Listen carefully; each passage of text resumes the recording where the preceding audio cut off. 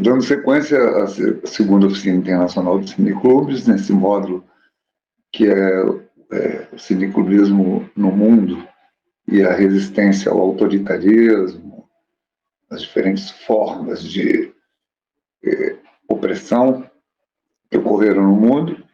Nós vamos ouvir agora o pesquisador cineclubista de origem, histórico no movimento, pesquisador há mais de décadas.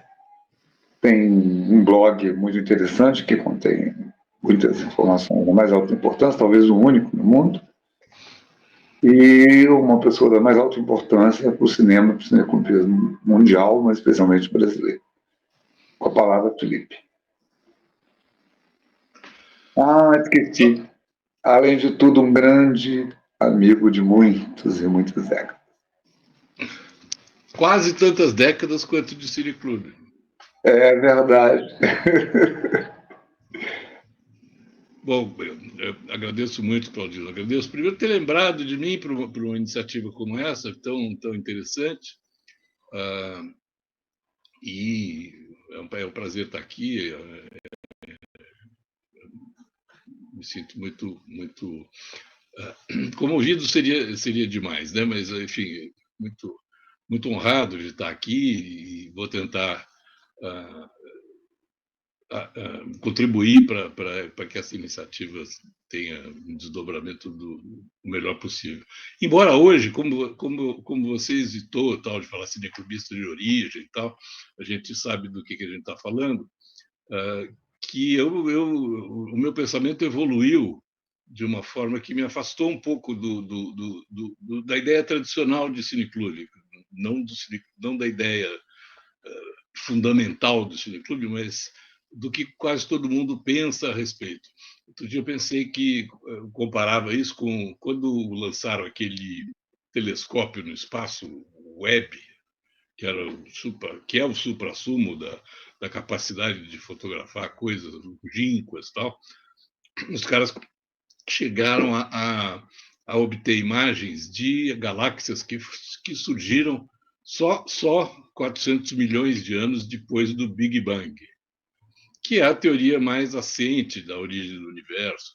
E aí, quando eles conseguiram essas imagens, eles descobriram que as galáxias pareciam ser muito mais velhas do que isso. E fundiu a cuca de um monte de astrofísicos e outros bambambãs dessa coisa, porque os caras tinham passado a vida inteira deles estudando o Big Bang, e a primeira imagem que pinta, mais perfeita, fazia rever tudo que eles tinham pensado. A minha trajetória pensando no cineclube é mais ou menos aconteceu a mesma coisa numa dimensão mais pessoal. À medida que eu pesquisava a história do movimento cineclubista e refletia sobre o que é o cineclubismo, eu fui mudando a minha forma de compreender essa abordagem e cheguei à conclusão de que o movimento cineclubista vive uma crise fundamental, existencial.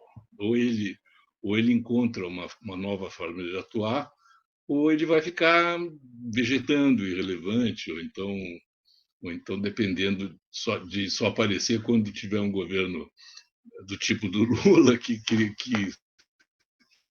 faz editais. Acontece muito no Brasil, tal. E os cineclubes aparecem quando tem os editais. Mas, enfim, não é para isso que eu vim falar aqui. Né? Eu vim falar sobre essa coisa da resistência, cineclubismo e resistência ao autoritarismo no Brasil e no mundo nos últimos 70 anos. Foi o que eu compreendi que eu devia falar. E eu queria começar falando o seguinte: que eu acho que esses dois termos, resistência e autoritarismo, não são suficientes. Né? A ideia de autoritarismo é a ideia de exceção institucional, né? No Brasil, pelo menos. O autoritarismo é ditadura. O autoritarismo é uma tendência lá do Bolsonaro e todos os seus seguidores, tal, mas a gente não vive num regime autoritário. No entanto, as relações entre o alto da pirâmide social e a base da pirâmide social não mudam muito, quer dizer, o dominante mantém as classes dominadas, que são a gigantesca maioria, em condições de vida muito ruins, deploráveis, né? Muito distantes do que o ser humano tem condições de manter hoje em dia em todo o planeta. Então, o autoritarismo não define bem essa situação de como a gente vive. Ele apenas aponta, no caso do Brasil, no caso da América Latina, né, para situações de exceção institucional que aconteceram na nossa situação, na nossa trajetória histórica. Né? No resto do mundo, o autoritarismo é como se diz, como é moda dizer hoje, é uma narrativa. Né? Tudo aquilo que não reproduz, grosso modo, o que pensam e propugnam os Estados Unidos e a Europa Ocidental é autoritário, ou é pelo menos imperfeito. Então, chamava a Índia de a maior democracia do mundo, mas agora ela é meio autoritária, porque tem o atual presidente lá, que tem pendores muito nacionalistas. Putin, na Rússia tem eleição muito parecida ao modelo ocidental, mas o Putin é uma desgraça, um ditador, e vai por aí afora. Né? Quer dizer, mesmo nos países onde não existe uma situação mais discutível, com lideranças mais discutíveis, também a tendência é, se não é autoritário, é imperfeito, é incompleto. Né? Esse conceito, mundialmente, quer dizer, sobre a égide dos Estados Unidos e da Europa, seguindo os Estados Unidos, é simplesmente um instrumento de repressão ideológica de tudo aquilo que é diferente, né? Que elimina grande parte da democracia no mundo, eu acho. A outra coisa que é insatisfatório para mim é falar em resistência. Resistência, para mim, é uma palavra que aponta para mim como uma reação, não como uma iniciativa. É verdade que quando no Brasil, né, na experiência latino-americana de ditaduras, tal, você coloca um regime de exceção, com repressão, com tortura, com tudo isso que a gente viveu, resistir à implantação disso é um elemento presente, mas não basta. Assim como essa questão do autoritarismo não é a única coisa a ser combatida, também resistir não basta, é preciso avançar. Aliás, avançar era o nome da chapa, e depois ficamos conhecidos dessa maneira, da direção do movimento cinenclubista, que, em sucessivas eleições, dirigiu o movimento cinenclubista entre 74 e 1974 e 1984, com eleições a cada 2 anos, tal, com muita discussão, mas que se compreendia que a gente tinha que propor coisas novas, não simplesmente ficar respondendo à iniciativa dos outros. Eu acho que pensar nisso é uma coisa que contribui para a gente pensar um pouco nas dificuldades que tem hoje os movimentos progressistas, as chamadas esquerdas no Brasil, de conseguir dialogar de forma eficiente com as massas brasileiras, com a maioria da população. Bom, esse era um comentário que eu queria fazer antes de mais nada. Mas eu vou falar um pouco de história, acho que é uma coisa que cabe numa oficina, né? Porque haverá gente que não está familiarizado com isso. Eu, como o Claudino, que me apresentou, fomos, como é que se diz, protagonistas, fomos atores nesse período que eu vou falar, que, no meu ponto de vista, que é suspeito, talvez tenha sido provavelmente o mais importante da história do ciclismo no Brasil. Tem uma certa, como é que chama, uma certa vontade, um certo impulso de falar como é que isso apareceu, mas aí eu não vou fazer a história do movimento ciclista brasileiro desde o início, né? Mas, enfim, o movimento ciclista foi quando houve o golpe de 64, existiam cineclubes que eram hoje, muito o modelo cinéfilo francês. Francês é uma simplificação, europeu. Né? Aquela coisa de passar filme e discutir o cinema, a transcendência da obra de arte, o que o Walter Benjamin chamava de aura, que ele dizia que o cinema tinha eliminado, e que os cultores da cinefilia, os cultores do cinema, reintroduziram. Na verdade, reintroduziram até antes do Benjamin falar isso. Mas, enfim, o movimento clubista não foi atacado em 1964 porque ele não tinha um caráter de resistência, não tinha um caráter de contraditório com relação ele era apolítico, se pode dizer isso. Político sempre é uma postura política, mas ele ignorou, o movimento clubista ignorava a seriedade do que estava acontecendo. No entanto, quer dizer, existiam também os cineclubes, principalmente cineclubes estudantis, né? Universitários, que cada vez mais foram se politizando e começando a incomodar o regime. E quando houve o AI-5, né, que marca o que muita gente chama do golpe dentro do golpe, quer dizer, um outro estágio, um recrudescimento da repressão, do estágio da ditadura. Quando aconteceu isso, sim, o movimento cineclubista foi bastante perseguido. Qualquer coisa que tivesse o mínimo vocação democrática, que apelasse para isso, os cineclubes sempre foram associações muito, muito, muito democráticas internamente e tal. Isso tudo dificultou muito. Então, em 69, o movimento cineclubista foi bastante perseguido, embora tenha sobrado alguns cineclubes, principalmente em São Paulo.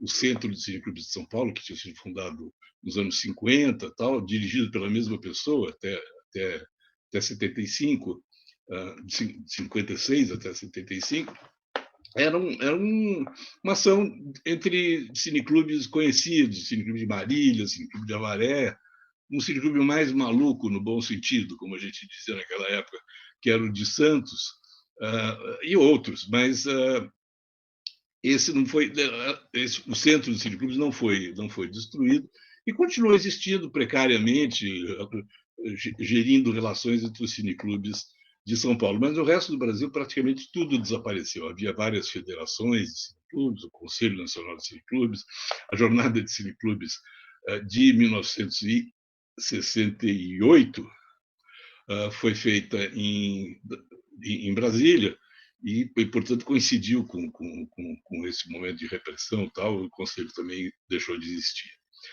A gente, no entanto, conseguiu se reorganizar. Nem o Claudino fizemos parte desse período anterior aos anos 70. Mas os cineclubes conseguiram se reestruturar muito rapidamente.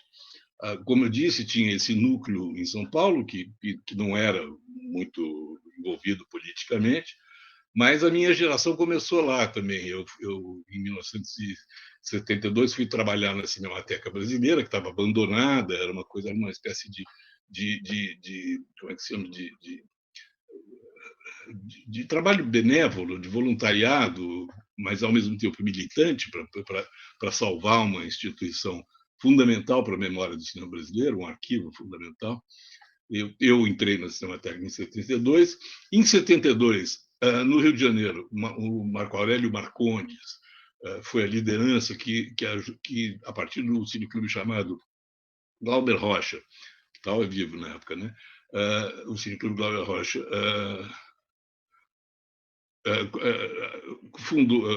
organizou uma federação de cineclubes, com os cineclubes estudantis, que sempre tentavam se reorganizar, etc.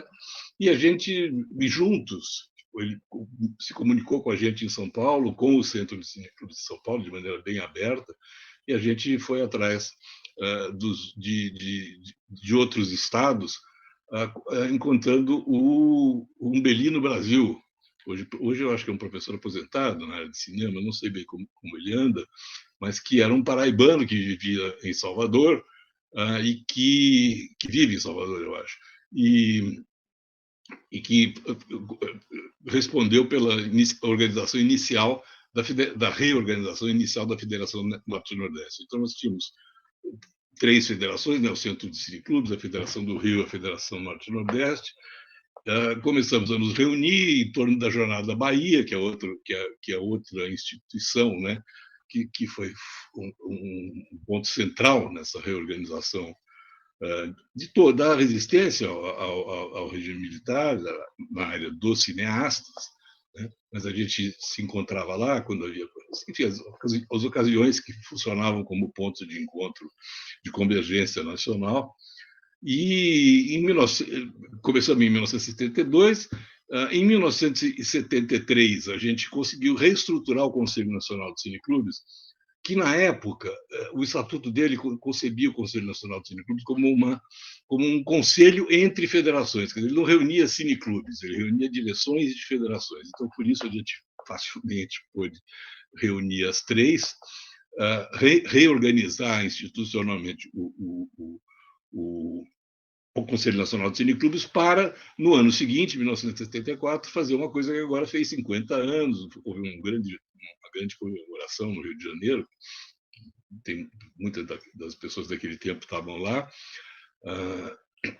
50 anos da jornada, a primeira jornada que foi reorganizada depois da de 68, 69, né? Dos tempos da desorganização. Essa jornada, eu acho que marca uma primeira fase do cineclubismo.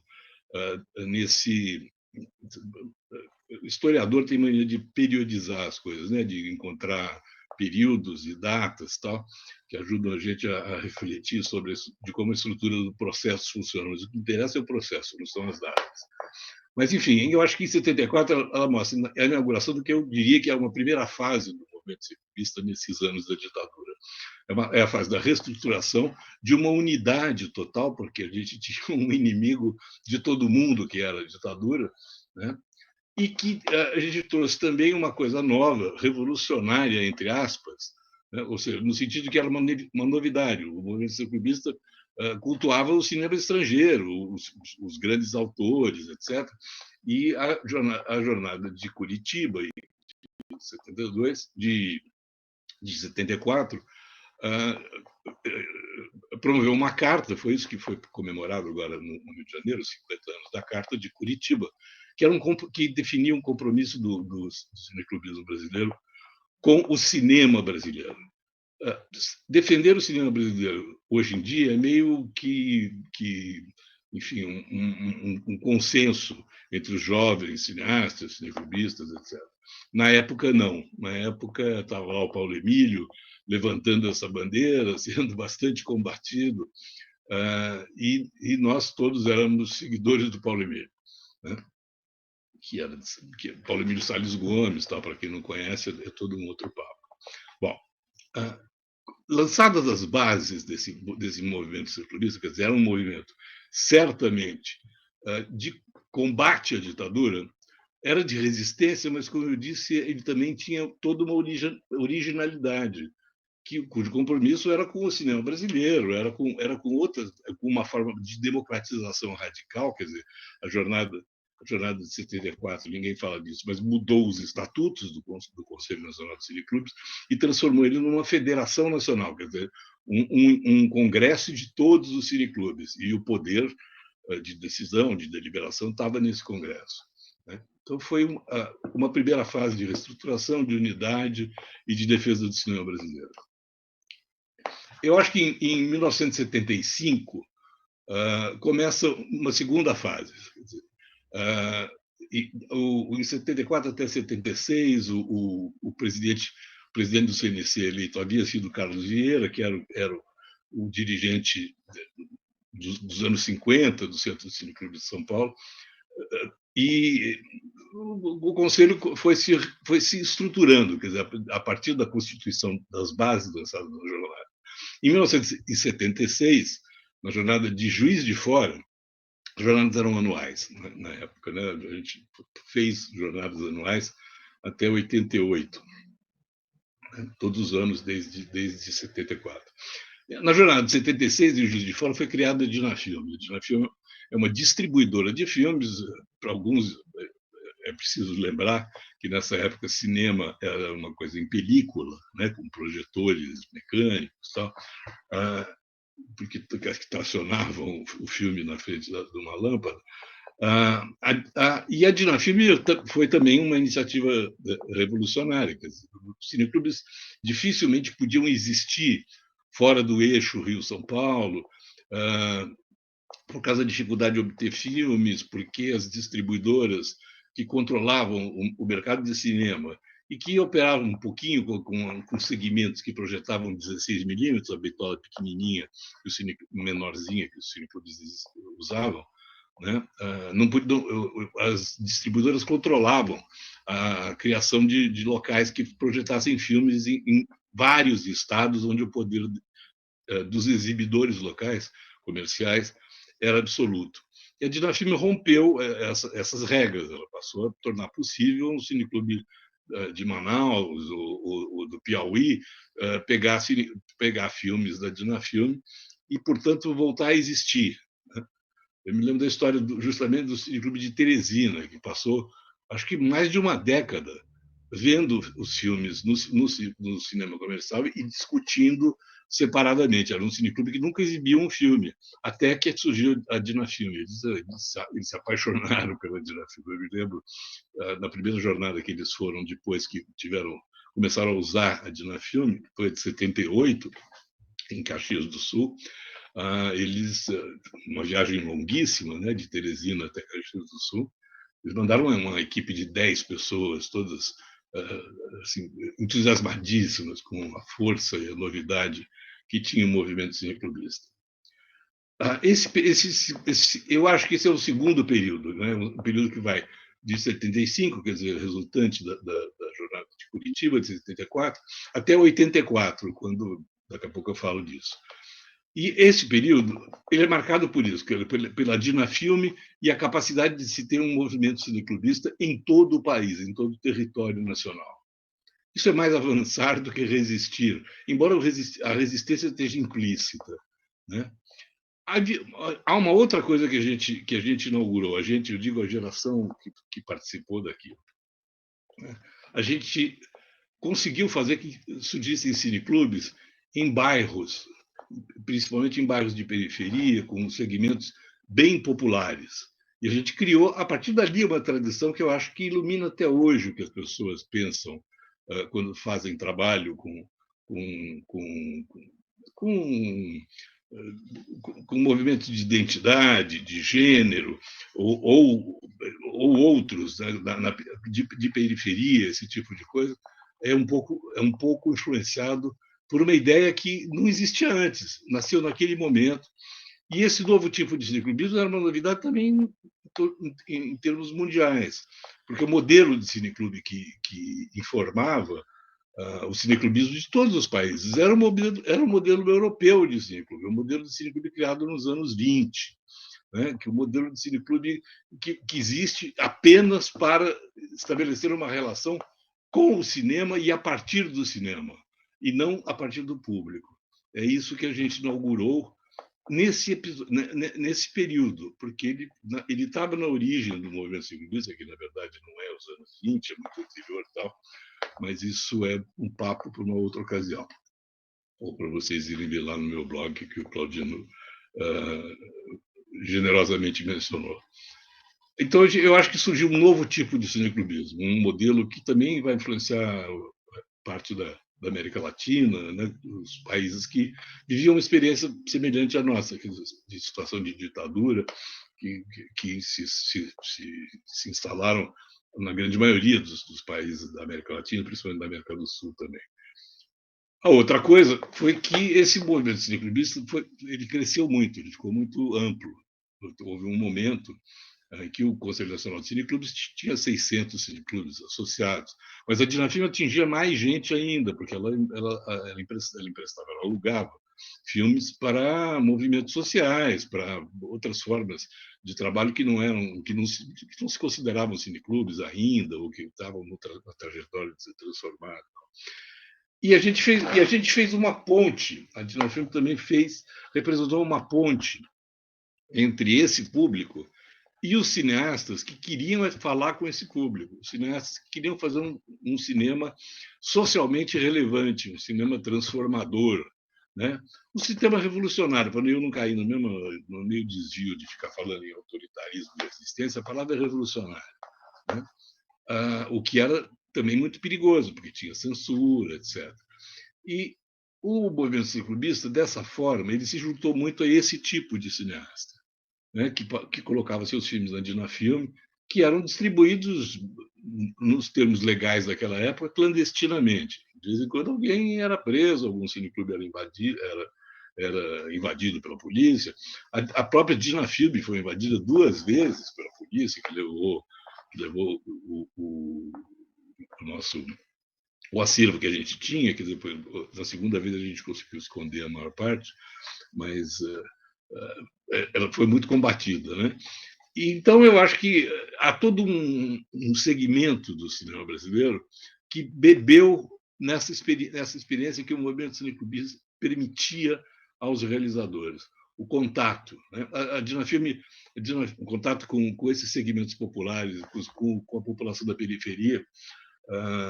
A Dinafilme pedia, às vezes, para as pessoas fazerem, para os cineclubes que alugavam os filmes, fazerem relatórios das exibições. E quando a gente tinha esses relatórios, a gente passava eles para os realizadores, para que eles compreendessem como é que estava operando o diálogo do que eles faziam com o público que participava. E isso começou a influenciar a própria estética do filme, as próprias escolhas da produção desses filmes. Tem vários cineastas que a gente poderia citar que foram muito influenciados pelo movimento ciclobista e que dialogaram muito através do movimento ciclobista com esse movimento ciclobista popular com um público mais amplo. Então tem João Batista de Andrade, a Tezuka Yamazaki, o próprio, como é que chama, que fez a idade, que fez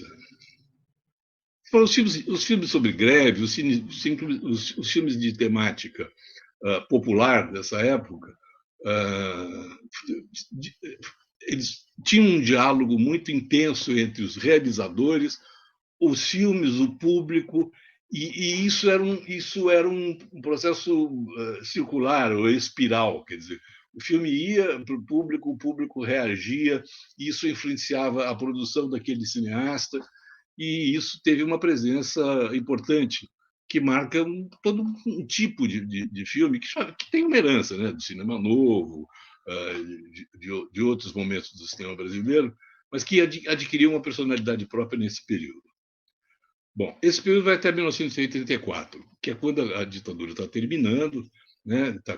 Tinha um negócio que o penúltimo ditador chamava de abertura lenta, gradual e segura, que ele ia deixando aos pouquinhos abrir um pouco a legislação, a repressão, diminuía, e em 1980, eu acho, foi possível fundar o PT, né? Depois receber de volta vários exilados, tal.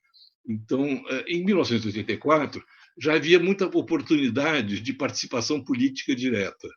O movimento ciclobista tinha sido, em grande parte, um espaço que lideranças políticas, que militantes, gente que queria atuar justamente no combate, não apenas ao autoritarismo, mas na construção de propostas, às vezes diferentes, de uma sociedade alternativa, de várias sociedades, de várias concepções de sociedade alternativa.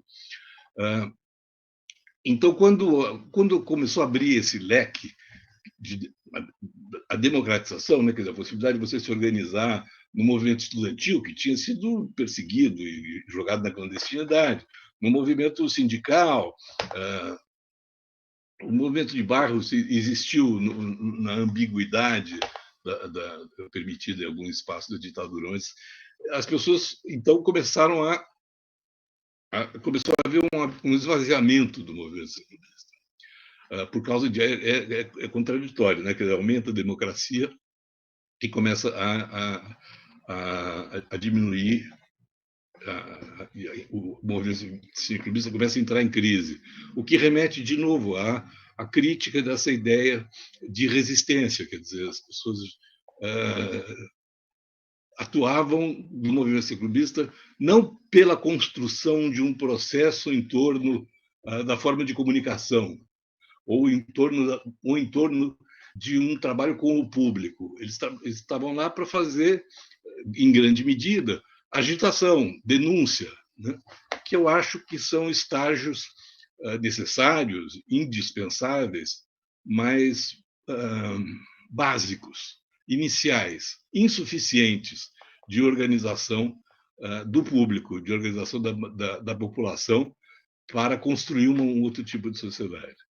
Então, a partir de 1984, uma série de fatores convergem para essa crise, né? A democratização e a fuga de lideranças, que a gente pode dizer, é uma delas. Ao mesmo tempo, em 1984, todo o grupo, que era uma frente bastante ampla, mas que de vez em quando discutia internamente, eu falei de unidade, né? Discutia internamente, tinha posições diferentes, mas que estavam todas entrosadas na unidade de proteger o movimento ciclista da ditadura.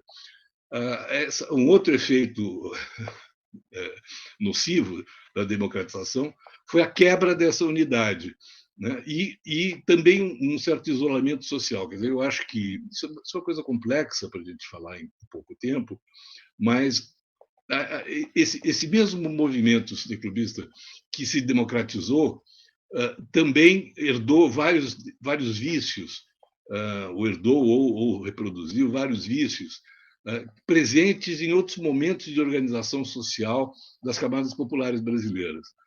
O Francisco Furt Hartmann, que escreveu nem Pai, nem Pátria, nem Patrão, chamava isso de não é complexo, do degredo. É a ideia de que existe um purismo, entre aspas, em certos segmentos, em certos níveis de consciência social que negam o contato com outros setores. Eu acho que a gente encontra isso em vários segmentos do movimento popular no Brasil até hoje.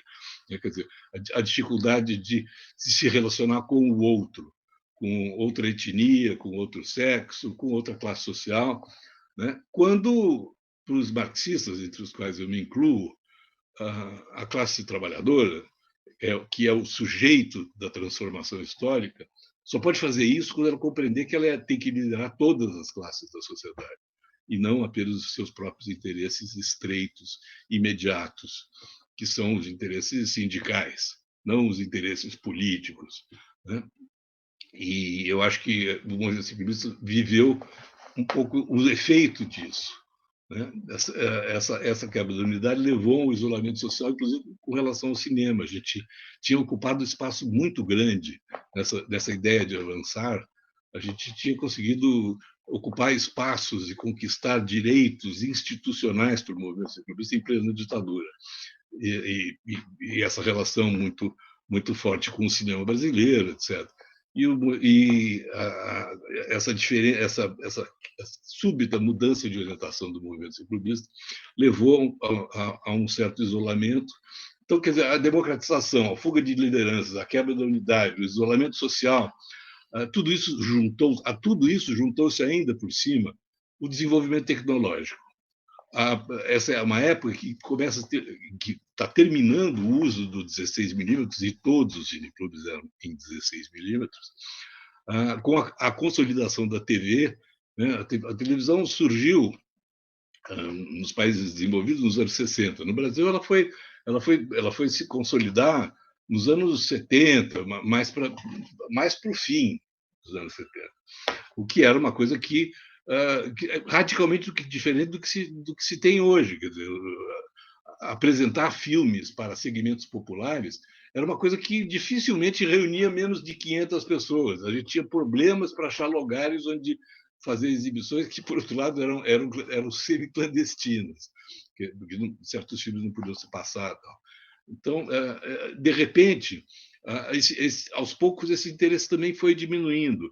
E os filmes em 16mm eram difíceis de encontrar, porque, na medida que deixou de ser usado na televisão, em certas áreas que tinham um movimento mais financeiro, comercial, ele começou a desaparecer o 16mm lentamente, e os cineclubes também ficaram sem filmes, e tinham que se adaptar para um processo de reorganização tecnológica da comunicação, que não estava claro, né? Quer dizer, primeiro houve um desenvolvimento pelo videotape, pelas fitas magnéticas, tal, para só depois, mais tarde, se chegar no equivalente aos 16mm, que foi o digital, que foi o disco de computador, como é que chama? O que o pessoal chama de mídia, né?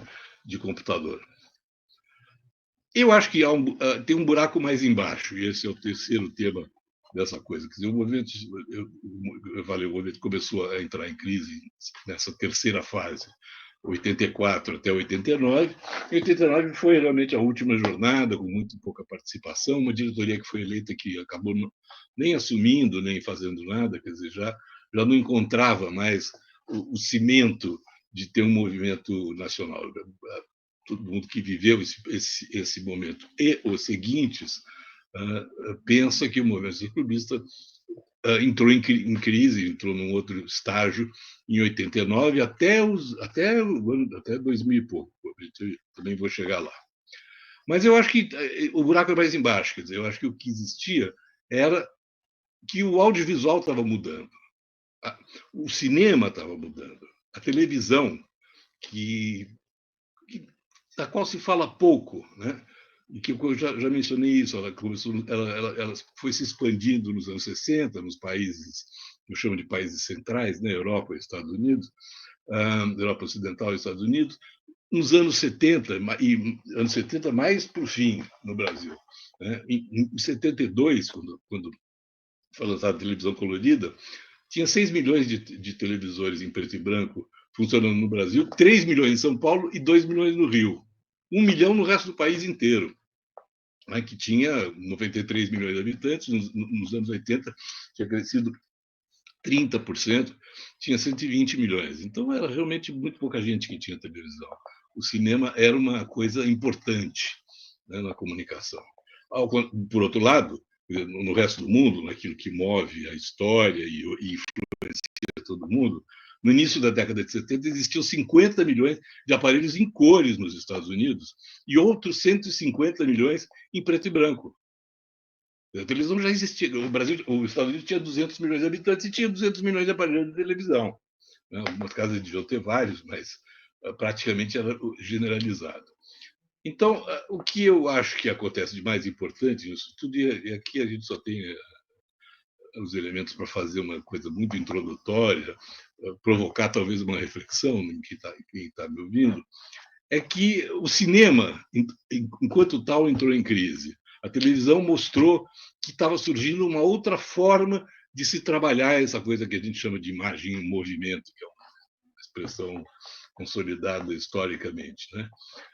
E o modelo predominante do cineclubismo, que era aquele de cultivar o cinema o cineclube como um templo, o cinema como um culto, a cinefilia, etc.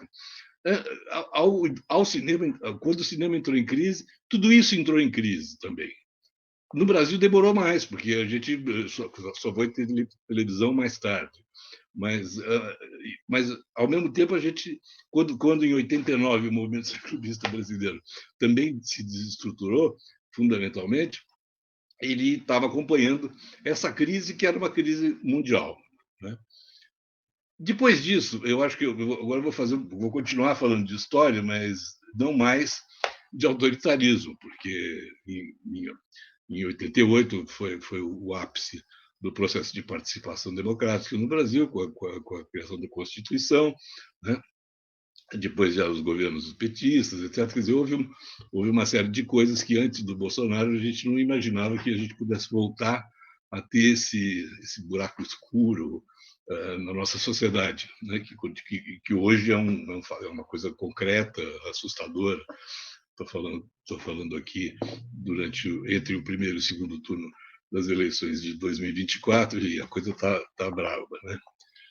Mas depois que o movimento clubista desapareceu enquanto movimento organizado, com conselho, federações, etc., marcado por esse processo em 1989, houve um novo ciclo no cineclubismo que é pequeno em número de cineclubes, mas é gigantesco em termos de público e de impacto social, só que na classe média, evidentemente, né? Que foi o ciclo do cineclubismo em 35mm. Ele começou em 82, com a criação do Cineclube Bexiga, que era um modelo, era um projeto político de criar um cineclube profissional, entre aspas, que funcionava diariamente, funcionava como um cinema, mas era um cineclube, tinha um dia reservado só para debate, tinha várias outras atividades, né?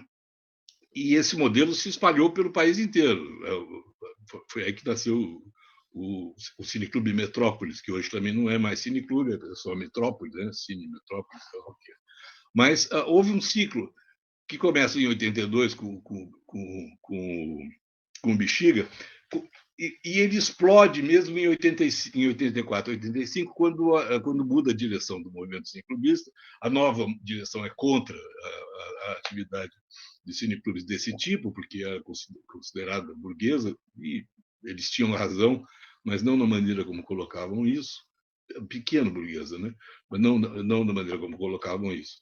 E depois da perda da antiga direção, que havia dirigido o movimento por mais de 10 anos, esse pessoal dos vários estados brasileiros onde existiam esses cineclubistas mais experientes, foram criadas salas de 35mm que tiveram um sucesso estrondoso. O exemplo mais vigoroso disso é o Grupo Estação, né?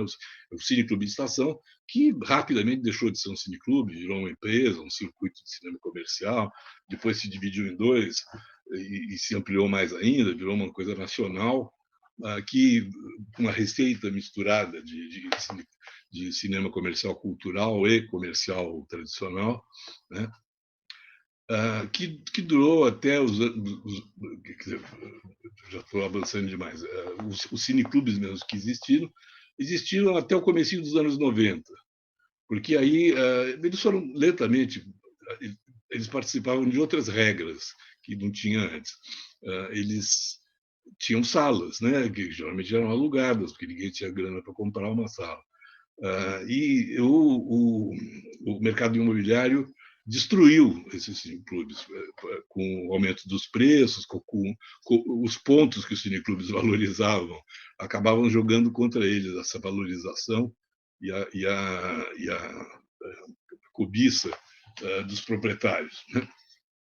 Aí, além do que, dessa pressão enorme que exercia para as pessoas que estavam isoladas, não existia mais um movimento, uma identidade cineclubista, que acabou também o próprio capitalismo, né, influenciando alguns grupos a aderirem a uma concepção comercial de cinema, aproveitando a experiência cineclubista.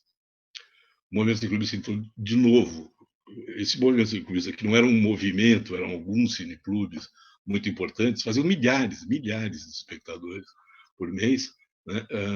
Eles foram importantes localmente em polos muito importantes do Brasil, mas não tinham uma identidade de movimento, não trocavam entre si, era uma coisa pobre sobre vários aspectos, apesar de ser muito rica sobre outros, né?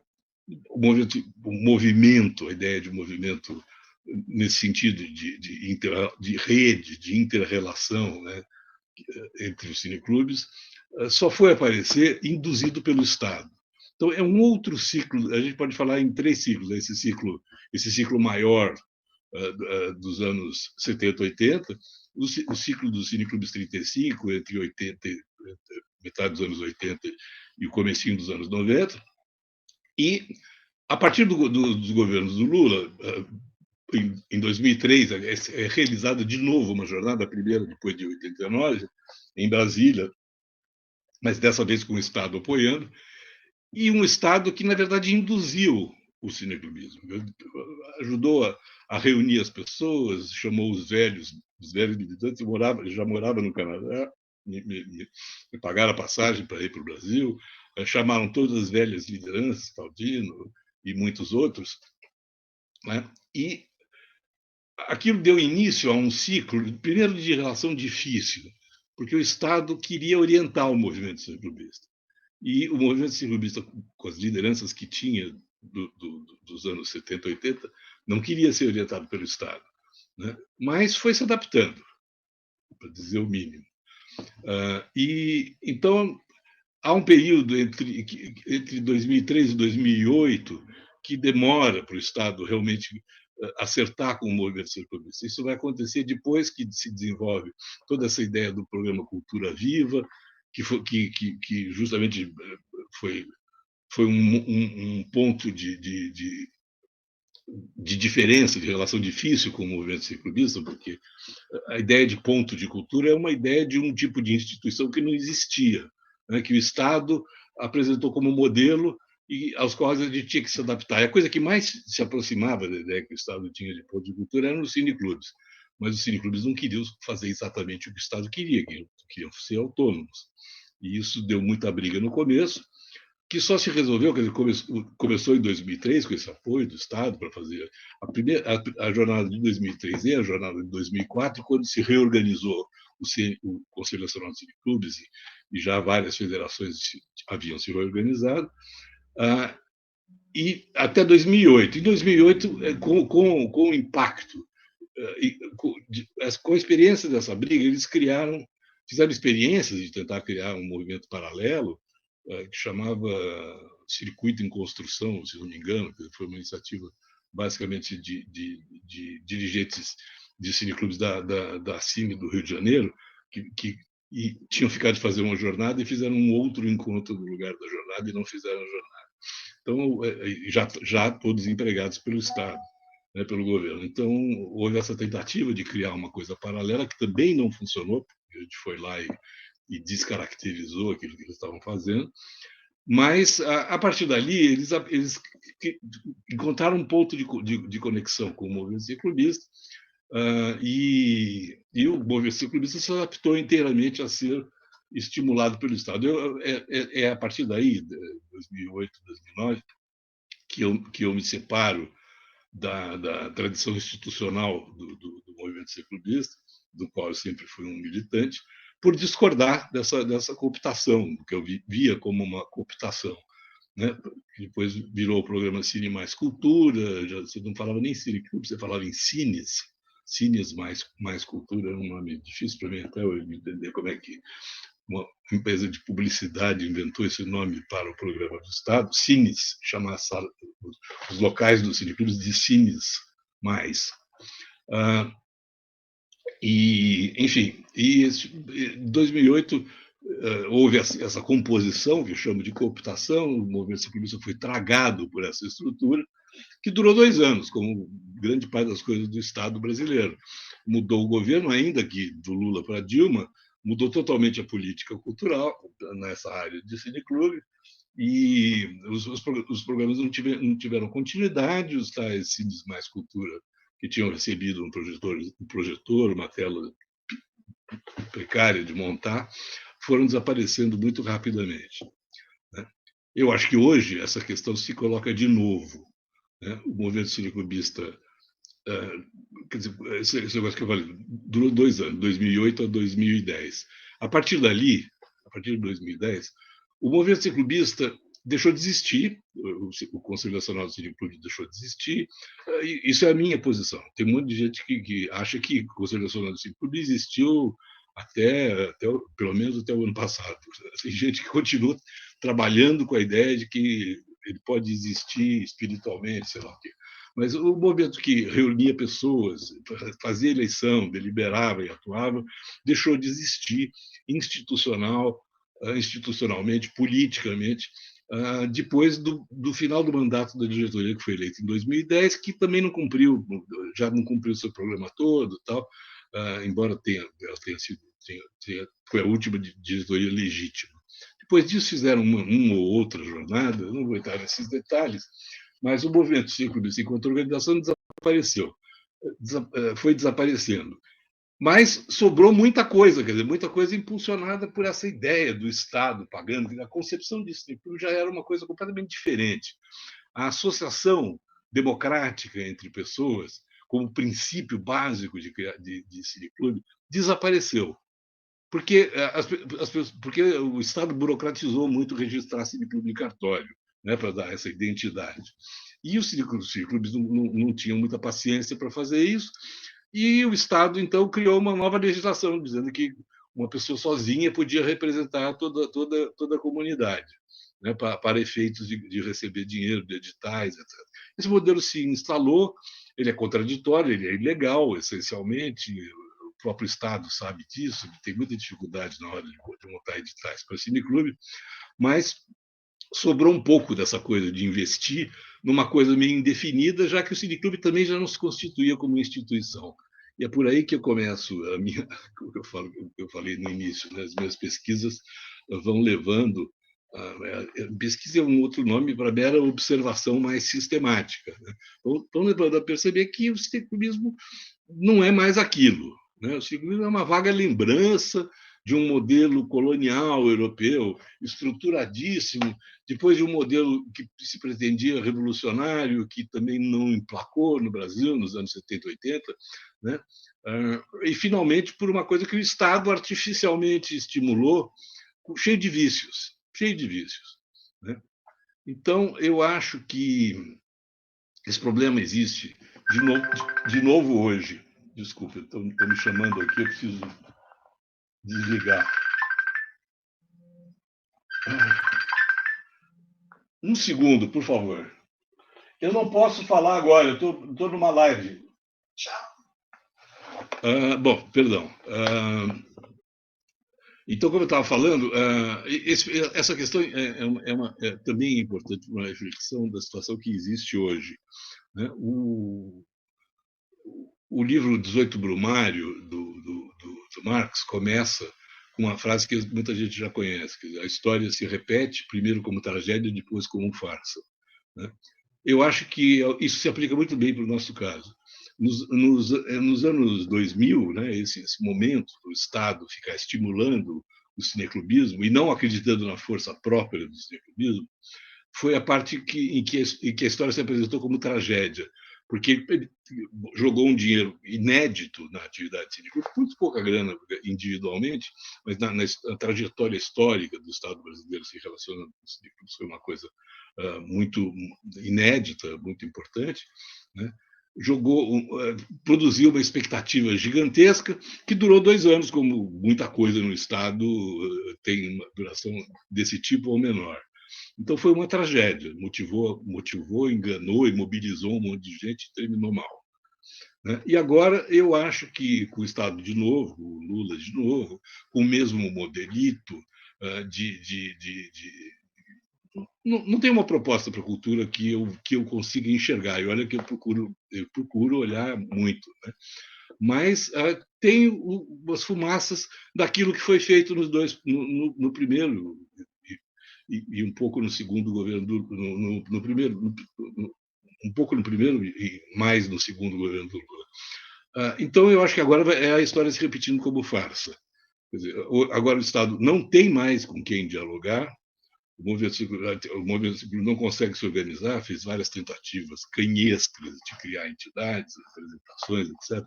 Talvez a OCA seja o único caso legítimo, não sei, que é realmente organizado. Tem outros que são redes eventuais, que se reúnem na hora que tem edital, não sei o quê, em outros estados, mas acho que a OCA é a única que tem uma tradição de assembleia, de direção eleita, etc. O resto não tem. E não tem nacionalmente. Então, o Estado já nem tem com quem dialogar e está fazendo a reprodução de uma política que não funcionou da primeira vez. Né? Então, o que acontece? Quer dizer, hoje em dia, do meu lado de observador constante, né, interessado, formado, eu tenho mais de 50 anos da minha vida dedicada a esse campo, que para mim não é mais o cineclubismo, é o público. Esse não deixou de existir, continua sendo vítima, tal. Mas o que tem hoje é um tipo de animação efêmera, né, por editais que são tão atrapalhados para serem feitos que eles nem reproduzem o que está na própria lei que os orienta, né? Eu acho que a lei Aldir Blanc, a política nacional Aldir Blanc, é uma coisa muito positiva. Ela prevê recursos para a constituição de uma sede, né, para a organização de planos plurianuais de atividades, etc. Mas isso não aparece depois nos editais. Está na lei, mas não tem aparecido nos editais que eu tenho visto. Bom, então, eu cheguei à atualidade de pensar o seguinte: o movimento cineclubista não tem mais sentido. O cinema é uma coisa do século XX.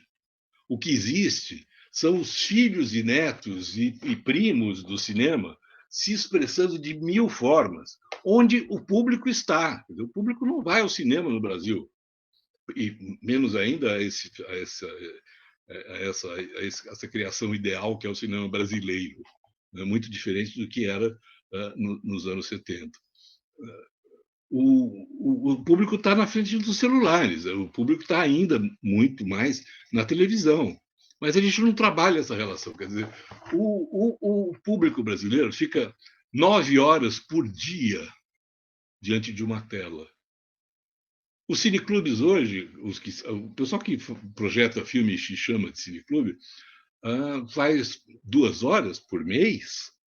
É esse que é o trabalho de resistência a um autoritarismo que não existe, mas a uma sociedade profundamente injusta, que essa sim é permanente, independente da forma que ela tenha assumido nos 500 anos do Brasil, né?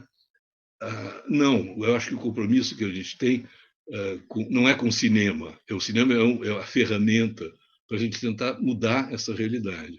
E a gente não pode trabalhar 2 horas contra 9 horas por dia, 2 horas por mês contra 9 horas por dia, né? Com um movimento aqui, com um tipo de variação do audiovisual no sentido mais amplo. As pessoas usam a palavra audiovisual para falar cinema, né? Eu uso como conjunto das mídias audiovisuais. Eles estão mudando o comportamento, já mudaram o comportamento. O grau de alienação que eles promovem é cotidiano, é mais do que cotidiano, é mais do que horário, é o tempo todo, é minuto a minuto. Eles estão presentes não apenas no divertimento ou na estética, no lazer, mas na informação, na vida cotidiana de todo mundo, né? E no controle da vida das pessoas. Estão te vendo, estão te documentando, te experimentando, né? Junto com isso, as esquerdas, estou no finzinho, já estourei o tempo, né? Estou terminando. Junto com isso, junta-se essa ideia de falência das esquerdas, né? que está evidente. Os movimentos progressistas, o que tem de organizado, não consegue estabelecer um diálogo e não consegue se inserir, se enraizar na vida da população, da maioria da população, da classe trabalhadora. Tá? As pessoas falam de processo eleitoral, de eleições, e falam de ir para as ruas, que é meio um mito, né? Que eles recuaram um pouco depois que o Bolsonaro levou para as ruas um monte de gente alienada em quantidades maiores do que a esquerda conseguia reunir. Mas ela não fala na organização. O discurso da esquerda não fala. Quem faz isso são as igrejas evangélicas. Tem mais, como dizem as últimas pesquisas, tem mais igreja evangélica no Brasil do que qualquer outra instituição. Acho que talvez perca de escola, eu não tenho certeza. E as esquerdas, as esquerdas têm uma prática que não pensa em organização, pensa nessa resistência, quer dizer, elas fazem denúncia. um discurso paternalista. Quer dizer, você abre a internet, por exemplo, já que eu acho que o cinema não é o único espaço onde a gente devia atuar, você abre a internet, tem um monte de blogueiro que se diz comunista, de esquerda, progressista, enfim, várias categorias que são interessantes, inteligentes, etc. O discurso deles é ensinar para as pessoas a pensar. Não, nenhum deles dos que têm as audiências maiores aos que têm as audiências menores tá interligado a uma forma física de organização cultural e política da comunidade.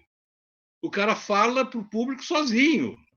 Tudo bem, é legal fazer a crítica das coisas, tal, blá, blá, blá. É melhor do que nada, mas é muito aquém do mínimo necessário. A herança do cineclubismo tem que estar nessa articulação, dessas telas todas, com uma experiência prática, presencial, não virtual, do público, em coisas que decorrem disso. É a maneira de comunicar. Quer dizer, não é possível pensar o trabalho cultural com as mídias audiovisuais apenas projetando coisas, apenas apresentando coisas, apenas pretendendo ensinar, que é a grande herança do que o cineclubismo mais tradicional deixou. Formar cinéfilos formando um público para serem cinéfilos.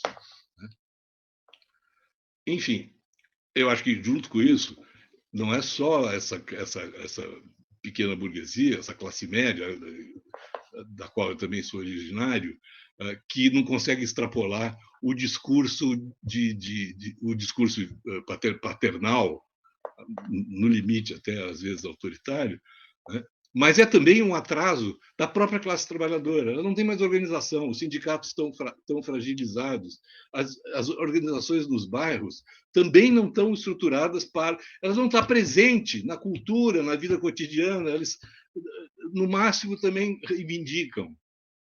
Você vê o único movimento que eu achei que tem uma atividade com o cinema é o MST. Chama Brigada de Cinema, um nome bem revolucionário, Brigada de Cinema, é cubano. O que essa brigada faz? Ela filma muito mal um acontecimento aqui e ali. Ela não é o produto do acampamento, da ocupação. É um pessoal que veio de fora e que não conseguiu se integrar. Eu já critiquei antes. O pessoal, a aliança entre pequena burguesia intelectual, revolucionária, militante, engajada, tem que ser aceitada pela classe trabalhadora, pelo pessoal de periferia, etc. Não pode ser rejeitada. Ela tem que ser orientada, conduzida, ela tem que se integrar, se enraizar e se confundir. A classe trabalhadora tem que dirigir as outras classes. Não pode ser contra. Tem vários desses caras que falam. Os caras mais populares, entre aspas, né, que tem o biotipo mais do brasileiro trabalhador, tal, que tem alguns na internet, eles são extremamente preconceituosos. Tem um cara aí que fala: não, eu não quero que branco me ouça. Porra, desculpa, mas o cara é um puta de um cara estreito, entendeu? Bom, então a última coisa que eu quero dizer é o seguinte: é que a forma como as mídias se apresentam hoje, elas permitem, como nunca, a superação de tudo aquilo que as mídias tiveram de alienante. Embora elas estejam no estado em que elas são mais alienantes do que jamais foram, elas permitem também que você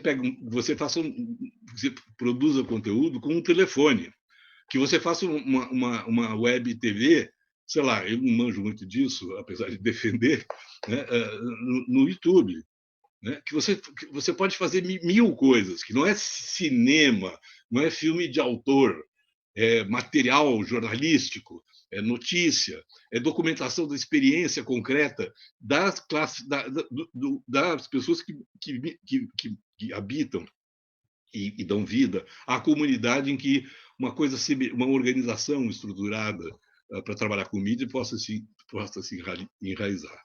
Você pode hoje comprar com um mínimo de organização, você pode comprar um drone e fazer um tipo de de captação das imagens, que antes só era possível fazer em Hollywood, com gruas gigantescas, que custavam centenas de milhares de dólares. Quer dizer, nunca foi tão possível se apropriar democraticamente das mídias, ao mesmo tempo que elas nunca foram tão alienantes como são hoje.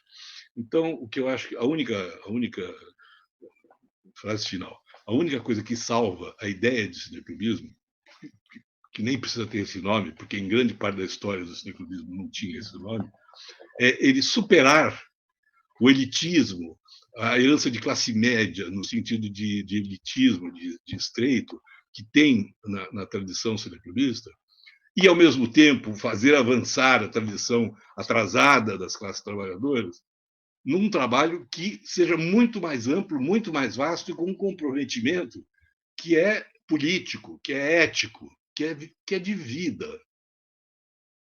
Transformar a realidade é indispensável para a gente poder existir. Não é uma questão de resistir, é uma questão de avançar, de criar uma outra realidade, uma realidade democrática, uma realidade justa, uma realidade popular e uma realidade que vai ser socialista a caminho do comunismo, com perdão da palavra. Obrigado, desculpe se eu cedi o tempo, eu nem sei quanto tempo eu falei.